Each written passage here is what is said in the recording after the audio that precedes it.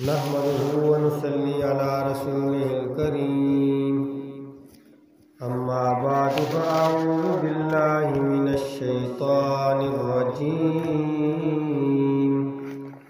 بسم الله الرحمن الرحيم الحمد لله رب العالمين الرحمن الرحيم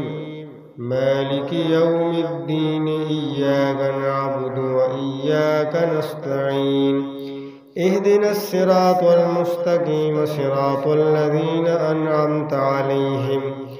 غير المغضوب عليهم ولا الضالين صدق اللہ العظیم۔ میرے واجب الاحترام معزز سامعین گرامی قدر، گزشتہ درس میں الرحمن الرحیم کے حوالے سے مختصر سی گفتگو کی تھی۔ الرحمن یہ اللہ رب العزت کی صفت ہے، یعنی بہت بڑا مہربان۔ الرحیم یہ بھی اللہ رب العزت کی صفت ہے، بہت زیادہ رحم کرنے والا۔ علامہ بیضاوی رحمۃ اللہ علیہ اور بعض دوسرے مفسرین فرماتے ہیں کہ الرحمن اس کو یوں کہا جاتا ہے رحمان الدنیا، یعنی یہ اللہ رب العزت کی عمومی رحمت کی طرف اشارہ ہے جو ہر کسی کو عام شامل ہے۔ دنیا میں جو اللہ رب العزت کی رحمت ہے، اس رحمت سے ہر کوئی فائدہ اٹھا رہا ہے۔ مسلمان بھی فائدہ اٹھا رہے ہیں، کافر بھی فائدہ اٹھا رہے ہیں، اللہ رب العزت کو ماننے والے بھی فائدہ اٹھا رہے ہیں، اور اللہ تعالیٰ کو نہ ماننے والے بھی فائدہ اٹھا رہے ہیں۔ اللہ تعالیٰ کے حکموں پر عمل کرنے والے بھی اللہ کی اس رحمت سے فائدہ اٹھا رہے ہیں، اور اللہ تعالیٰ کے حکموں پر عمل نہ کرنے والے بھی اللہ کی اس رحمت سے فائدہ اٹھا رہے ہیں۔ تو رحمان الدنیا اس سے مراد اللہ رب العزت کی عام رحمت ہے جس سے ہر کوئی فائدہ اٹھا رہا ہے۔ اور رحیم کے بارے میں فرماتے ہیں کہ یہ بھی اللہ رب العزت کی صفت ہے، یہ اپنی تمام اضافیات کے باوجود صرف ایمان والوں کے ساتھ خاص ہے۔ اور اس کے بارے میں فرماتے ہیں الرحیم الآخرہ، یعنی آخرت میں اللہ رب العزت کی یہ جو رحیمی والی صفت کا ظہور ہوگا تو یہ صرف اہل ایمان والوں کے لیے ہوگا، یعنی وہ لوگ جنہوں نے دنیا میں اللہ رب العزت کی ذات پہ ایمان لایا، اللہ اور اس کے رسول کی فرما برداری والی زندگی گزار کے دنیا سے چلے گئے، تو کل آخرت کے دن اللہ رب العزت کی اس رحیم والی صفت کا جب ظہور ہوگا تو یہ اس صفت سے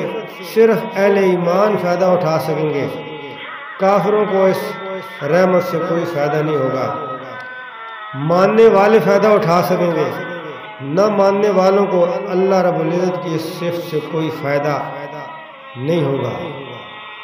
مفسرین فرماتے ہیں کہ ان صفات کو سمجھنے کے لیے دنیا کی زندگی کی مثالیں بھی کافی ہو جاتی ہیں۔ اور علماء نے لکھا ہے کہ ایک مرتبہ ایک جنگ کے موقع پر ایک عورت کا بچہ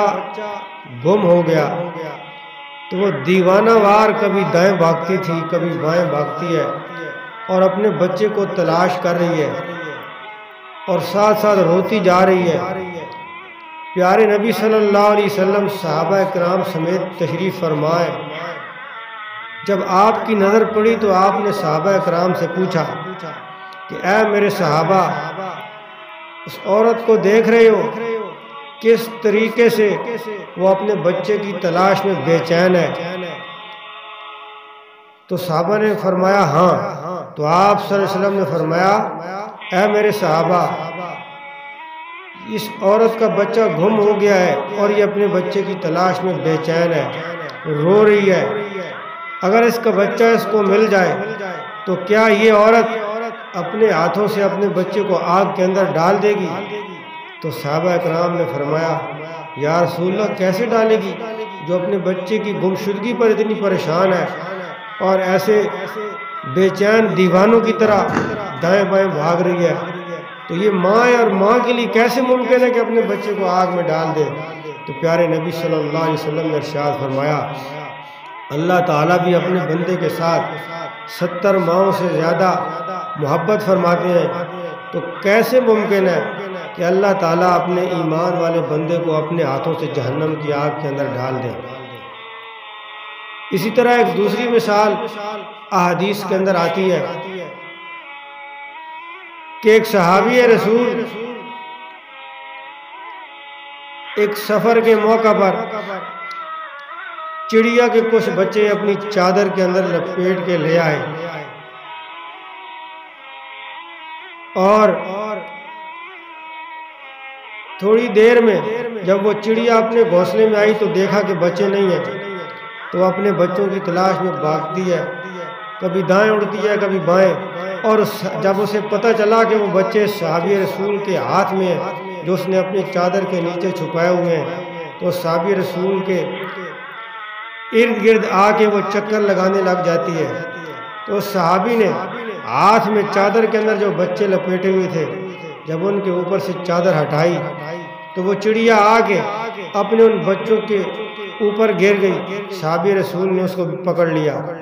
جب پیارے نبی صلی اللہ علیہ وسلم کے سامنے اس بات کا تذکرہ ہوا کہ یا رسول اللہ ایسے اس بندے نے چڑیا کے بچوں کو پکڑا ہے، اور وہ چڑیا اپنے بچوں کی محبت میں وہ بھی آ کے اس صحابی رسول کی چادر کے اندر گر گئی اور انہوں نے اسے بھی پکڑ لیا، تو آپ صلی اللہ علیہ وسلم نے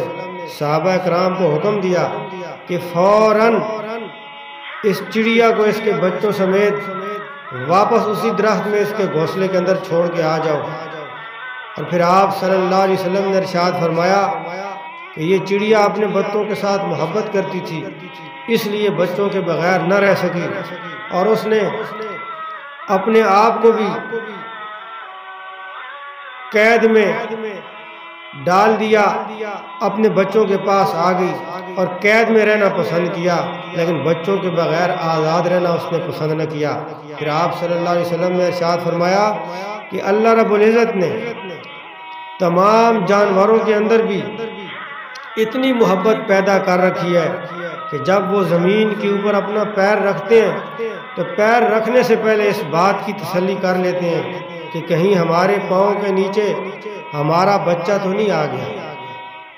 تو حدیث پاک میں آتا ہے پیارے آقا صلی اللہ علیہ وسلم ارشاد فرماتے ہیں اللہ رب العزت کی رحمت کے 100 درجے ہیں، ان 100 درجوں میں سے اللہ نے صرف ایک درجے کو پوری کائنات کی ساری مخلوقات میں تقسیم کیا ہے، جس کی وجہ سے ہر انسانوں میں اشرف المخلوقات انسان، مائیں اپنے بچوں کے ساتھ محبت کرتی ہیں، والدین اپنی اولاد کے ساتھ محبت کرتے ہیں، چڑیا اپنے بچوں کے ساتھ محبت کرتی ہے، مرغی اپنے بچوں کے ساتھ محبت کرتی ہے، بکری گائے بھینس اپنے بچوں کے ساتھ محبت کرتی ہے۔ تو یہ ایک اللہ رب العزت کی رحمت کا ظہور ہے، اور جب قیامت کا دن آئے گا تو اللہ رب العزت اس ایک درجے کو باقی 99 درجوں کے ساتھ ملا دیں گے، اور 100 کے 100 درجے اللہ تعالیٰ اپنی بندوں کے اوپر اپنی رحمت فرمائیں گے۔ اور حدیث پاک میں آتا ہے اس رحمت کے عملی نمونے کے لیے پیارے نبی صلی اللہ علیہ وسلم نے ارشاد فرمایا ارحموا من فی الارض یرحمکم من فی السماء، اے ایمان والو اگر تم یہ چاہتے ہو کہ تمہارے اوپر اللہ کی طرف سے رحمت آ جائے تو فرمایا ارحموا من فی الارض، زمین والوں پہ تم رحم کرنے والے بن جاؤ، یرحمکم من فی السماء، آسمانوں والا رب تمہارے اوپر رحم کرنے لگ جائے گا۔ کائنات میں ہر بڑا چھوٹے پہ رحم کرے، چھوٹوں پہ شفقت کرے، ہر ظالم مظلوم کے اوپر رحم کرے، اپنوں سے کمزور کے اوپر رحم کرے، مالدار وہ لوگ جو مالی طور پہ کمزور ہیں ان کے اوپر رحم کرے، تو اللہ تعالیٰ اس انسان کے اوپر رحم فرمائے گا۔ تو پیارے نبی صلی اللہ علیہ وسلم نے یہ تعلیم دی ہے کہ اللہ کی رحمان والی صفت جو تمہارے اوپر ظاہر ہو رہی ہے کہ اللہ تمہارے اوپر دنیا میں رحم فرما رہے ہیں، تو تمہیں بھی چاہیے کہ پتہ لگنا چاہیے تمہیں دیکھ کر کہ اللہ کی رحمان والی صفت کا تمہارے اوپر ظہور ہو رہا ہے۔ اگر تمہارے حق میں کسی سے غلطی ہو جائے، کوئی کوتاہی ہو جائے، نہ سمجھے نہ چاہتے ہوئے کسی سے کوئی زیادتی ہو جائے، تو تمہیں چاہیے کہ تم بدلے میں زیادتی نہ کرو بلکہ اس کے اوپر رحم کرتے ہوئے اسے معاف کر دو۔ اس بات کی تعلیم پیارے نبی نے دی۔ اور ایک دوسری حدیث میں آپ صلی اللہ علیہ وسلم ارشاد فرماتے ہیں، من لا یرحم لا یرحم، جو رحم نہیں کرتا اس کے ساتھ رحم نہیں کیا جاتا، یعنی جو اللہ کی مخلوق پہ رحم نہیں کرے گا اس کے اوپر اللہ بھی رحم نہیں کرتے۔ ایک اور حدیث میں آتا ہے، اللہ رب العزت کا ارشاد ہے کہ انی حرمت الظلم علی نفسی، اللہ فرماتے ہیں میں نے اپنی جان کے اوپر ظلم کو حرام قرار دے دیا ہے، اسی طرح جس طرح میں نے اپنے اوپر ظلم کرنا حرام قرار دے دیا ہے، تم بھی کسی کے اوپر ظلم مت کیا کرو۔ اس لیے پیارے نبی نے یہ نصیحت کی ہے کہ مظلوم کی فریاد سے بچو، اس لیے کہ مظلوم کی فریاد آسمانوں کو چیرتی ہوئی سیدھا اللہ رب العزت کے عرش کے پاس پہنچ جاتی ہے، اور اللہ رب العزت فریادی کی پکار کو، مظلوم کی پکار کو کبھی ٹالتے نہیں ہیں۔ اللہ تعالیٰ فوراً سے پہلے اس کی فریاد رسی فرماتے ہیں۔ علماء نے لکھا ہے، ایک صحابی رسول ہیں حضرت معاذ رضی اللہ تعالی عنہ، ان صحابی رسول سے سفر پہ جا رہے ہیں، طائف کا سفر ہے، تو سفر کرتے ہوئے راستے کے اندر صحابی رسول کو ایک ساتھی ملا جو بظاہر مسلمان تھا لیکن تھا وہ منافق۔ تو صحابی رسول صلی اللہ علیہ وسلم سے وہ کہنے لگا کہ میں بھی تیرے ساتھ سفر کرتا ہوں، میں نے بھی طائف ہی جانا ہے، تو اکٹھے جاتے ہیں۔ اور راستے میں وہ صحابی رسول سے کہنے لگا کہ یہ شارٹ راستہ ہے، مجھے پتہ ہے، چلو اس راستے سے جاتے ہیں۔ تو سفر کرتے کرتے جنگل کے اندر داخل ہو گئے، کافی دور جانے کے بعد آرام کرنے کے لیے جب پڑاؤ ڈالا، صحابی رسول کی آنکھ لگ گئی۔ جیسے ہی آنکھ کھلی تو دیکھا اس منافق نے صحابی رسول کو رسیوں کے ساتھ باندھا ہوا ہے اور تلوار اٹھائی ہے اور آپ کے سر کو قلم کرنے لگا ہے۔ تو یہ حضرت معاذ رضی اللہ تعالیٰ عنہ فوراً آنکھ کھلی تو کہنے لگے کہ تو مجھے کیوں قتل کرنا چاہتا ہے؟ تو اس نے کہا تجھے اس لیے قتل کرنا چاہتا ہوں، تو محمد رسول اللہ صلی اللہ علیہ وسلم کو اپنا دوست جانتا ہے اور میں ان کو اپنا دشمن مانتا ہوں، اس لیے میں تجھے قتل کرنا چاہتا ہوں۔ تو صحابی رسول نے کہا کہ میرے پاس یہ جو سامان ہے یہ تو لے لے لیکن مجھے چھوڑ دے۔ اس نے کہا نہیں، مجھے سامان نہیں چاہیے، میری دشمنی تجھ سے نہیں اور نہ مجھے تجھ سے کوئی پیسہ چاہیے، بس میری دشمنی معاذ اللہ تمہارے نبی سے ہے۔ اس وقت حضرت معاذ رضی اللہ تعالیٰ نے دل میں اللہ تعالیٰ کو پکارا کہ اے اللہ مجھے اس ظالم سے بچائیے۔ جب حضرت معاذ کی یہ فریاد آسمانوں میں پہنچی تو غیب سے آواز آئی کہ اے ظالم اس بندے کو چھوڑ دے، اس کو مت قتل کر۔ تو اب اس بندے نے دیکھا کہ یہ کس کی آواز ہے، تو وہ بھاگا اور جنگل سے باہر نکل کے دیکھا تو اسے کوئی آواز دینے والا انسان نظر نہیں آیا۔ واپس آ کے دوبارہ اس نے تلوار سونتی تو صحابی رسول نے پھر آواز دلی کے اندر دعا کی، تو پھر قریب سے آواز آئی کہ اے ظالم اسے مت قتل کر، اور اچانک ایک گھوڑا سوار آیا جس کے ہاتھ پہ ایک نیزہ تھا، وہ نیزہ اس نے اس صحابی رسول کے دشمن کے سینے میں مارا جس سے وہ وہیں مر گیا۔ اب یہ سوار جب رکا اور رک کے پوچھتا ہے کہ معاذ مجھے جانتے ہو؟ حضرت معاذ نے فرمایا میں تو تجھے نہیں جانتا۔ تو صحابی رسول نے تو اس گھوڑ سوار نے کہا کہ میں جبریل امین ہوں، جب آپ نے پکارا تو میں پہلی دفعہ جب آپ نے پکارا تو میں 7ویں آسمان پہ تھا، اللہ نے مجھے حکم دیا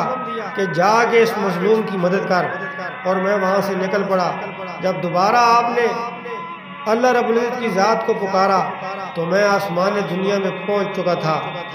اور تیسری مرتبہ جب آپ نے دعا کی تو یہ آپ کا دشمن آپ کے سامنے ہے۔ تو اللہ تعالیٰ کو جب پکارا جائے تو اللہ تعالیٰ پکارے سنتے ہیں، اور مظلوم کی فریاد کو فوراً اللہ تعالیٰ پہنچتے ہیں۔ جیسے صحابی رسول نے جب ظلم اور زیادتی وہ کر رہا تھا، بے بنیاد قتل کر رہا تھا، تو جبریل امین کو ان کی مدد کے لیے بھیج دیا۔ تو الرحمن وہ اللہ بڑا مہربان ہے، الرحیم بہت زیادہ رحم کرنے والا ہے۔ اللہ تعالیٰ سے چاہیے، اللہ تعالیٰ سے دعا ہے کہ اللہ تعالیٰ ہمیں جو کہا سنا گیا اس کے اوپر عمل کرنے کی توفیق نصیب فرمائے۔ وآخر دعوانا ان الحمد للہ رب العالمین۔